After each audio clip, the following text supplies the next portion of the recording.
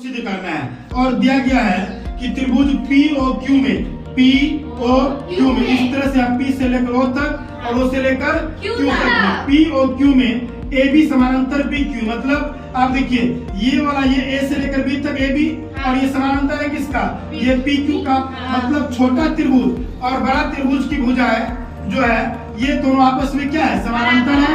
और अतः BPT से, जिसको BPT से अनुपातिक आधारभूत समानुपातिक से BPT से आपका क्या होता है, जैसे कि आपका POQ में, तो POQ में PO के पास साथ साथ क्या आता है, एक PA और OA आता है।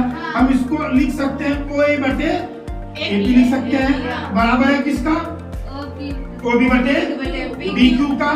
तो ये OB बटे BQ, ये O से लेकर Q तक है, OB बटे BQ, इसको समीकरण स्पष्ट कर दिए। फिर दूसरा त्रिभुज लिए, त्रिभुज POR, क्या लिए, POR। तो POR में देखिए एक त्रिभुज, एक भुजा तो सेम आएगा OA बटे AP, तो ये OA बटे AP बराबर ये वाला भुजा O से लेकर R तक OC और CR है, OC और CR समीकरण सेकेंड। अब समीकरण फर्स्ट और सेकेंड से इन दोनों में ये वाला और ये वाला दोनों का LHS क्या हो जाएगा, कट जाएगा। समीकरण फर्स्ट और समीकरण सेकेंड बचेगा। इस समीकरण फर्स्ट और समीकरण सेकेंड से जो किए ये खत्म हो गया, तो OB बटे BQ, OB बटे BQ, OC बटे CR, OC बटे CR। आप जब देखेंगे OB बटे BQ तो OB plus BQ equal OQ होता है, समझ गए। उसी तरह से OC बटे CR तो OC प्लस CR इक्वल क्या हो जाएगा, OR हो जाएगा। OC plus CR equal OR, मतलब ये OQ और ये OR, ये OQ और ये OR दोनों आपस में क्या है, बराबर है। दोनों आपस में क्या है, बराबर है।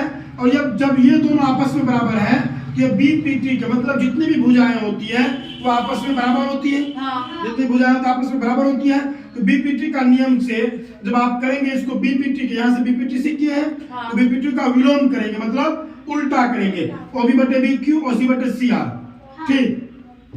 तो ये क्या हो जाएगा, BQ बटे OB और CR बटे OC हो जाएगा। तो अब ये OQ और ये आपका OR जब बराबर है तो यहाँ पर इसका ये BC और ये QR भी आपस में क्या होगा, बराबर होगा, क्योंकि ये जितनी भी त्रिभुज की भुजाएं होती है वो आपस में क्या होती है, बराबर होती है।